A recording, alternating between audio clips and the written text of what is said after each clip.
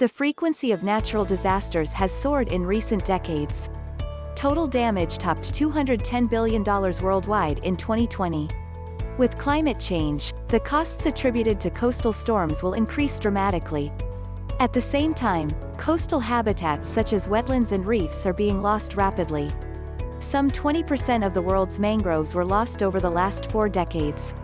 More than half of the Great Barrier Reef was degraded by bleaching in 2020 alone. In California, we have lost more than 90% of our coastal marshes. Coastal habitats serve as a critical first line of defense, and their loss puts communities at even greater risk from coastal flooding. Coral reefs work as natural breakwaters and reduce flooding by breaking waves offshore. Wetlands such as marshes and mangroves protect coastlines by dampening storm surge and waves. They also prevent erosion and can build new land.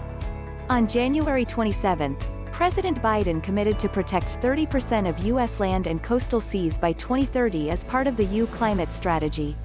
These 30 by 30 targets are already being adopted by many nations ahead of the upcoming United Nations Convention on Biological Diversity meeting. Less certain is how we can pay for this when national budgets are stretched. The answer is to use nature to help us. We spend hundreds of billions every year on disaster management and post-disaster recovery, and less than 3% of this on natural defenses, which could reduce the damage of these disasters. Mangrove restoration has proved successful in defending coastal areas.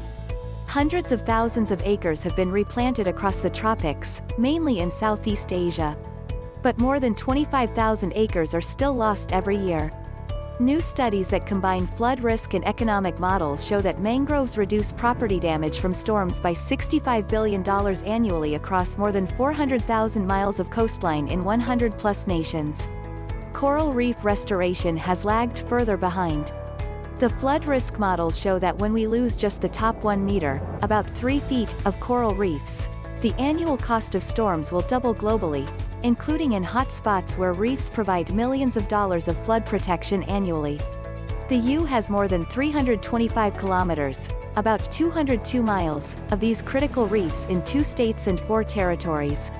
The good news is that reefs and wetlands can recover and even adapt. But the sad truth is we don't protect what we don't value. That's why we need to change the way we account for the economic value of natural assets and the costs of their loss.